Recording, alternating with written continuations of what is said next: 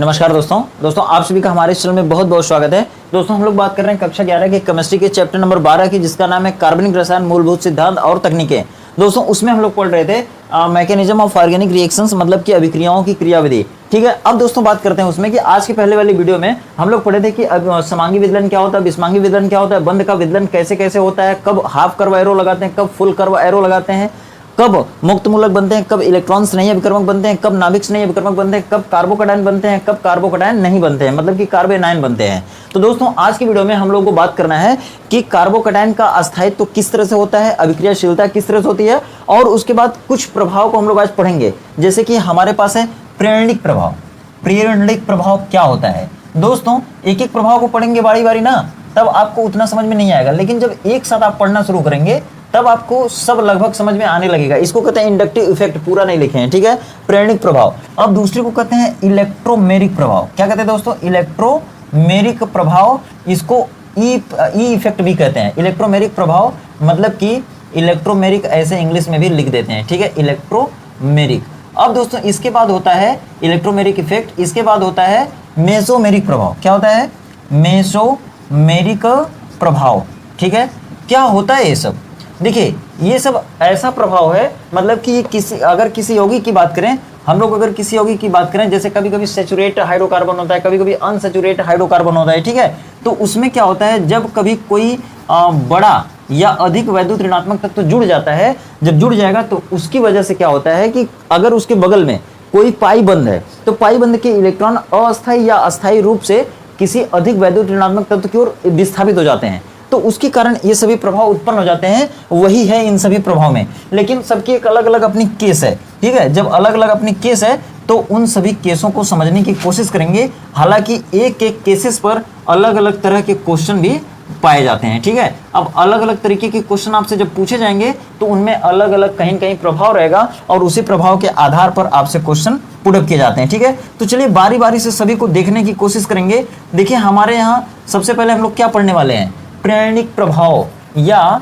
Inductive effect. अब ये क्या होता है, कब कहेंगे कि यौगिक में इंडक्टिव इफेक्ट आ गया है? ठीक है, तो उसके लिए समझिए, जरा सा ध्यान से समझने की कोशिश करिए क्या है।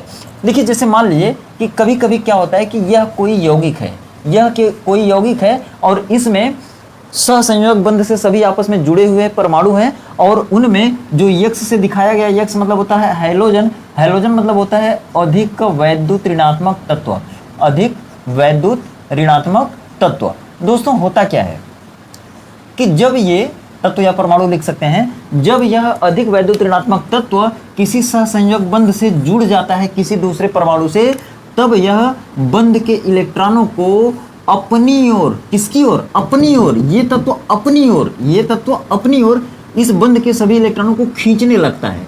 जब खींचने लगेगा तो इसके ऊपर थोड़ा थोड़ा माइनस आने लगेगा। क्यों? क्योंकि इस बंध में दो इलेक्ट्रॉन है, एक यक्स का इलेक्ट्रॉन है और एक सी का है। जब ये बंध के इलेक्ट्रॉनों को खींचेगा तो दोनों इलेक्ट्रॉन खिंचाएगा। किसकी तरफ खिंचाएगा? इसकी तरफ खिंचाएगा। तब इस पूरे यौगिक में हल्का हल्का या आंशिक रूप से ध्रुवण हो जाएगा, मतलब धन ध्रुव ऋण ध्रुव बनने लगेगा। इसी प्रभाव को हम लोग क्या कहते हैं? प्रेरणिक प्रभाव। अब इसको लिखेंगे कैसे? आप लिख सकते हैं कि जब किसी कार्बनिक यौगिक में कोई अधिक वैद्युत ऋणात्मक तत्व सहसंयोजक बंध जुड़ जाता है तो वह बंध के सभी इलेक्ट्रॉनों को अपनी ओर आकर्षित करने लगता है। इससे पूरे यौगिक पर आंशिक रूप से ध्रुवण उत्पन्न हो जाता है। यह घटना कहलाती है प्रेरणिक प्रभाव। अब दोस्तों बात करते हैं कि जब ये बंध के इलेक्ट्रॉन इसकी तरफ खिंचाएगा तो यह कार्बन क्या करेगा? इसके ऊपर एक बार आंशिक रूप से धनावेश आएगा, और ये दूसरा कार्बन है, तो इसका इलेक्ट्रॉन जब इधर जाएगा तो इसके ऊपर दो बार, मतलब आंशिक रूप से धनावेश इस पर भी उत्पन्न हो जाएगा। उसी तरह से अब मान लीजिए कि अगर ये खींच रहा है तो सबसे पहले इलेक्ट्रॉन किसका खिंचाएगा? इस कार्बन का खिंचाएगा। फिर ये वाला किससे खींचेगा? इस कार्बन से खींचेगा, तो इसके ऊपर डबल धनावेश आ गया। और ये क्या करेगा? जब ये खींचेगा तो ये किससे खींचेगा? इससे खींचेगा, तो इसके ऊपर कितना धनावेश आ जाएगा? 3 बार आंशिक धनावेश आ जाएगा। दोस्तों ये जो सिंबल है ना, ये जो सिंबल आप देख रहे हैं, ये डेल्टा मतलब होता है आंशिक रूप से, ठीक है, हल्का हल्का। और ये कार्बन इनसे खींचेगा तो इसके ऊपर कितना आ जाएगा? 1 2 3 4, चौथा कार्बन है ये, तो इसके ऊपर 4 बार धनावेश आंशिक रूप से आ जाएगा। ठीक है, इस घटना को कहते हैं, क्या कहते हैं? प्रेरणिक प्रभाव या इंडक्टिव इफेक्ट कहते हैं। और यह इफेक्ट किसके कारण है? इलेक्ट्रॉनों के विस्थापन की वजह से है। यह इलेक्ट्रॉनों का विस्थापन हो रहा है किधर? अधिक वैद्युत ऋणात्मक तत्व की ओर, और इसी इलेक्ट्रॉनों के विस्थापन से, इसी कारण से या इलेक्ट्रॉनों के इसी तरह के विस्थापन से यह प्रभाव उत्पन्न होता है। अब बता दें कि यह प्रभाव दो तरह का होता है, एक होता है प्लस आई इफेक्ट और एक होता है माइनस आई इफेक्ट। इसमें बताइए कि इसमें क्या है, माइनस आई प्रभाव है या फिर प्लस आई प्रभाव है? तो देखिए इसमें यह जो है एक अधिक वैद्युत ऋणात्मक तत्व है और यह बंद के इलेक्ट्रॉनों को अपनी ओर खींच रहा है, इसलिए यहाँ पर माइनस आई प्रभाव हो जाएगा। अगर मान लीजिए अगर यहाँ पर यह अपने इलेक्ट्रॉनों को या बंद के इलेक्ट्रॉनों को अपनी तरफ खींच रहा है, तब हम लोग इसे कहते हैं electron attracting group. Electron attracting group मतलब इलेक्ट्रॉन आकर्षी समूह या ग्रुप, ठीक है। और अगर यहाँ पर कोई ऐसा परमाणु उपस्थित रहता जो अपनी ओर इलेक्ट्रॉन न खींच के दूसरी तरफ भेजता, मतलब अपोजिट तरफ भेजता, तब यहाँ पर जो इफेक्ट होता, जो प्रेरणिक प्रभाव होता, उसे हम कहते हैं प्लस आई प्रभाव या धन प्रेरणिक प्रभाव, ठीक है। अब दोस्तों बता दें कि कौन कौन ऐसा है जो माइनस आई इफेक्ट पैदा करता है। तो देखिए माइनस Cl हो गया, Cl माइनस हो गया, OH माइनस हो गया, F माइनस हो गया, Br माइनस हो गया, इस तरह से, ठीक है। ETC लगा देते हैं, बात खत्म होती है। और अगर प्लस आई प्रभाव दिखाने वाले समूहों की बात करें तो देखिए CH3 हो गया, C2H5 हो गया, ठीक है, C3H7 हो गया। ये सभी क्या है? ये इलेक्ट्रॉन रिपेलिंग ग्रुप है, मतलब कि ये इलेक्ट्रॉनों को अपनी तरफ न खींच करके उसी ही श्रृंखला में अपने से दूर इलेक्ट्रॉनों का विस्थापन करा देते हैं। तो इन सभी को कहते हैं इलेक्ट्रॉन प्रतिकर्षी समूह। ध्यान दीजिएगा, अगर किसी कार्बन परमाणु की लंबी चेन में ये समूह उपस्थित रहते हैं तब हम उनको कहते हैं प्लस आई प्रभाव, ठीक है। और अगर ये इसमें कार्बन परमाणु की लंबी चेन से कोई इलेक्ट्रॉन ऋण विद्युतीय तत्व जुड़ गया, तब हम उसे क्या कहते हैं? माइनस आई प्रभाव, ठीक है। ध्यान से समझ में आ गया होगा आपको, अगर आप ध्यान से सुने होंगे तो, ठीक है। चलिए आगे बढ़ते हैं, इलेक्ट्रोमेरिक प्रभाव की बात करते हैं। अब दोस्तों इलेक्ट्रोमेरिक प्रभाव में देखिए क्या होता है। इसमें क्या होता है दोस्तों, इसमें आपसे ऐसे यौगिक में ये प्रभाव मिलेगा आपको जहां पर एक बंध के साथ दो बंध भी उपस्थित रहेगा, ठीक है। एक बंध के साथ कितने बंध उपस्थित रहेंगे? दो बंध। अब दो बंध जब कार्बन कार्बन के बीच में उपस्थित रहता है ना, तब वह यौगिक अनसैचुरेट होने लगता है, ठीक है, अनसैचुरेट होने लगता है। और जब अनसैचुरेशन की बात आती है, तो उसमें पाई बंध का पूर्ण रूप से विस्थापन होता है। किधर? दूसरे परमाणु की ओर। कब? जब कोई दूसरा अभिकर्मक उसके आसपास आ जाता है आक्रमण करने, तब। अब दोस्तों हम लोग बात करेंगे कि इसको दिखाएंगे कैसे। देखिए इसको दिखाने के लिए हम लोग सबसे पहले इस तरह से समझते हैं, जैसे मान लीजिए यह कार्बन है और ये डबल बॉन्ड है, मतलब जहां पर असंतृप्त हाइड्रोकार्बन होते हैं ना, वहां पर कार्बन कार्बन के बीच में डबल बॉन्ड पाया जाता है। ध्यान से समझिएगा, मान लीजिए ये कार्बन के बीच में डबल बॉन्ड है और ये कहीं और इस तरह से दो बंध बना के जुड़ा हुआ, ये भी कहीं और जुड़ा हुआ है। अब मान लीजिए कहीं एक ऐसा अभिकर्मक आ गया यहाँ पर आक्रमण करने, मतलब कि किसी अभिक्रिया में ये उपस्थित है और उसी अभिक्रिया में दूसरा आक्रमणकारी अभिकर्मक भी आ जाता है, तब ये क्या करेगा? ये अपने अंदर कैसा चेंजेस करेगा? तो देखिए इसका ये जो दो बंध है ना, इसमें एक पाई है, एक सिग्मा है। ये सिग्मा मान लेते हैं, ये पाई मान लेते हैं, ठीक है। ये पाई बंध में कितने इलेक्ट्रॉन है? इसमें भी दो इलेक्ट्रॉन है। पाई बंध में कितने इलेक्ट्रॉन है? दो इलेक्ट्रॉन है। और इस सिग्मा में भी दो इलेक्ट्रॉन है, ठीक। तो ये जो पाई बंध होता है ना, वो थोड़ा कमजोर होता है, सिग्मा बंध से थोड़ा कमजोर होता है। कौन सा बंध? पाई बंध। तो ये पाई बंध के दोनों इलेक्ट्रॉन ना किसी एक कार्बन की तरफ ऑटोमेटिक चले जाएंगे। इससे क्या होगा? इधर वाला जो कार्बन होगा उसके ऊपर माइनस आ जाएगा और इधर वाला जो कार्बन होगा इसके ऊपर प्लस आ जाएगा। लेकिन यहाँ पर प्लस माइनस नहीं दिखाएंगे, इधर दिखाएंगे। इधर थोड़ा सा मिटाते हैं, इधर दिखाते हैं ये कार्बन था और एक बंध यहाँ पे बच गया और एक बंध टूट गया, तो एक बंध यहाँ पे बच गया, वही दिखा दिए। और इसके ऊपर आ गया माइनस और दो इलेक्ट्रॉन आ गया, ठीक है। ये दो इलेक्ट्रॉन दिखा देंगे और दोनों इलेक्ट्रॉन है इसलिए इसके ऊपर माइनस आया, वो माइनस दिखा दिए। और इसके ऊपर क्या हुआ? प्लस। क्यों? क्योंकि इधर का इलेक्ट्रॉन इसके पास चला गया, तो इसके ऊपर प्लस, इसके ऊपर माइनस। अब देखिए ये जो पहले से बंध था वो बना रहेगा, इधर का भी बना रहेगा, ठीक है। तो यह क्या हुआ है? यह क्यों हुआ है? क्योंकि इसमें कौन सा प्रभाव काम कर रहा है? इलेक्ट्रोमेरिक प्रभाव काम कर रहा है, ठीक है। आपको समझ में आ गया होगा।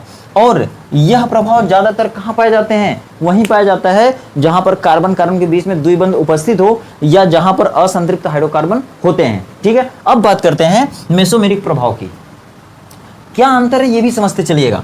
इनको देखिए आप, इसमें एक अधिक वैद्युत ऋणात्मक तत्व तो जुड़ा था, इसमें देखें ये अनसैचुरेट हाइड्रोकार्बन में पाया जाएगा। और ये मेसोमेरिक जो प्रभाव है ना, ये कहाँ पाया जाएगा इसको समझिए। जैसे मान लीजिए एल्डिहाइड और कीटोन जब आप पढ़े होंगे तब आपको पता चला होगा कि एल्डिहाइड और कीटोन में C डबल बॉन्ड O होता है और ये कार्बन की वैलेंसी 4 होती, 2 इधर हो गई, 2 इधर किसी से जुड़ी है। ठीक है, अब क्या होता है, मान लीजिए कोई एक ऐसा यौगिक है जिसमें ये CO बॉन्ड उपस्थित है। ठीक है, अब इनसे अभिक्रिया करने कोई दूसरा अभिक्रमक आता है, मान लीजिए यहाँ पर कोई रिएजेंट आ गया, तब इसके अंदर क्या होगा, इसके अंदर कुछ चेंजेस हो जाते हैं। क्या होते हैं, देखिए यहाँ पर मैं अभी बताया आपको ऊपर कि जहाँ पर 2 बंद होता है वहाँ एक सिग्मा एक पाई होता है। पाई बंद कमजोर होता है, C से सिग्मा, C से स्ट्रांग होता है और प्रबल होता है। तो इसमें जो पाई बंद है वो कमजोर होता है, जो सिग्मा बंद है वो मजबूत होता है। मान लेते हैं ये पाई बंद है, ये पाई बंद जब इस रिएजेंट को देखेगा तो तुरंत ऑक्सीजन की ओर चला जाएगा। मतलब इसमें अधिक वैद्युत ऋणात्मक तत्व कौन है, कार्बन है कि ऑक्सीजन है? तो आप जानते हैं ऑक्सीजन के बाहरी कोश में 6 आता है,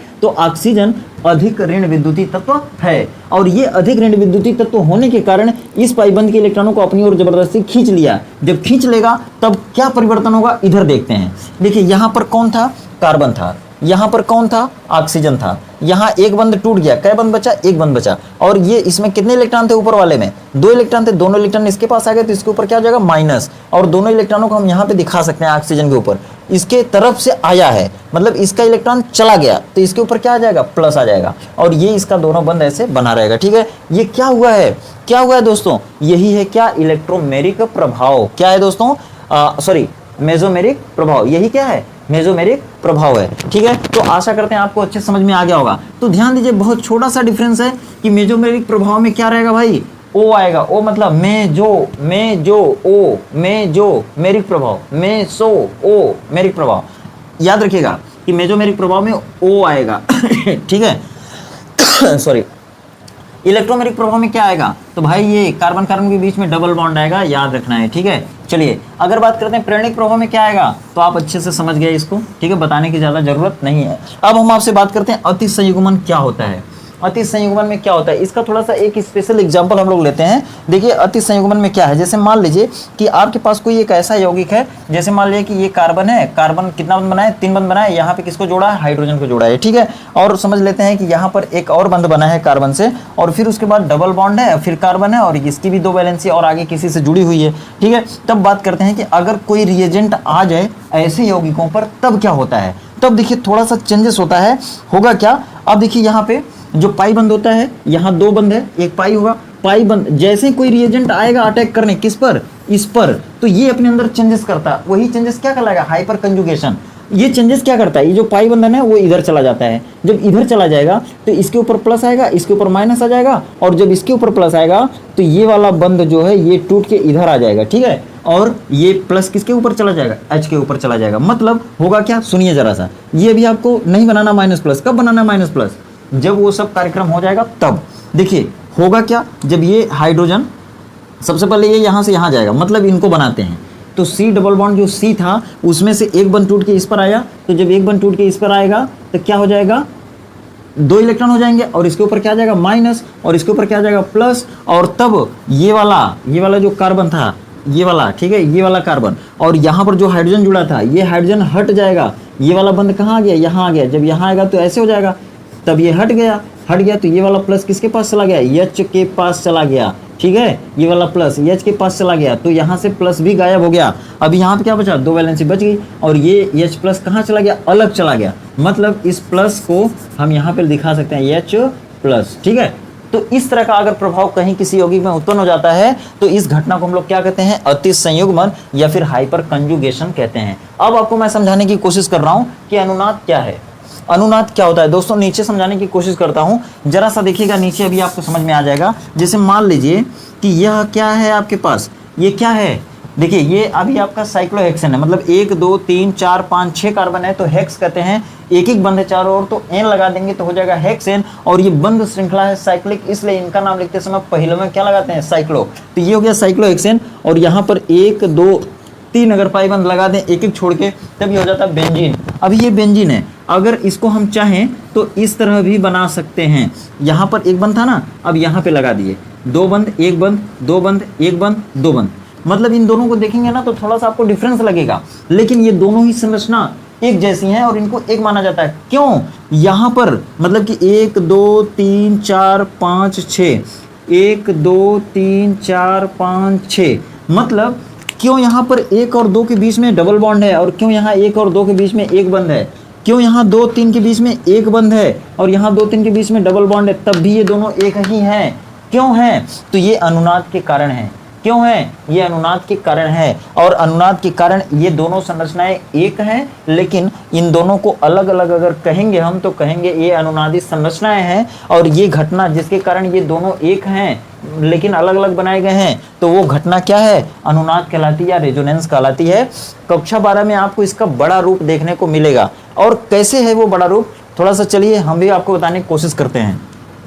इनको आप अलग ले लीजिए, ठीक है, मतलब इनकी बात खत्म। अब हम दूसरा लेते हैं। जैसे हमको अनुनाद समझना है तो होता क्या है, जैसे मान लीजिए यहाँ पर डबल बॉन्ड, फिर सिंगल बॉन्ड, फिर डबल बॉन्ड, फिर सिंगल बॉन्ड, फिर डबल बॉन्ड आ गया, यहाँ पे आ गया Br। मान लेते हैं कोई हैलोजन है, हैलोजनों के पास यहाँ पर एक बंद बनाने के बाद भी 3 लोन पेयर पड़ा रहता है। एक लोन पेयर ये अपना यहाँ पे अगर खिसका देगा तो यहाँ पर जो पहले से एक बंद था इसके खिसकाने के बाद यहाँ पे डबल बॉन्ड बनने लगेगा और तुरंत जैसे ये यहाँ पे लोन पेयर यहाँ पे आएगा और एक बंद बनाएगा, तब तक ये टूट के यहाँ आ जाएगा। क्यों आ जाएगा? क्योंकि जब ये 2 बंद यहाँ आएंगे तो यहाँ पर 2 बंद हो जाएगा और यहाँ 2 बंद 4 बंद और एक इधर 5 बंद होने लगेगा। इस कार्बन का जो कोने पर कार्बन है ना, इसके चारों तरफ 5 बंद बनने लगेगा, इसलिए यह जो है तुरंत टूट के यहाँ पर आ जाएगा और ये बंद टूट जाएगा। ये पाई बंद था, जब ये बंद टूटेगा तो 2 इलेक्ट्रॉन यहाँ पर आ जाएंगे। मतलब होगा क्या, जरा सा देखने की कोशिश करिए इधर।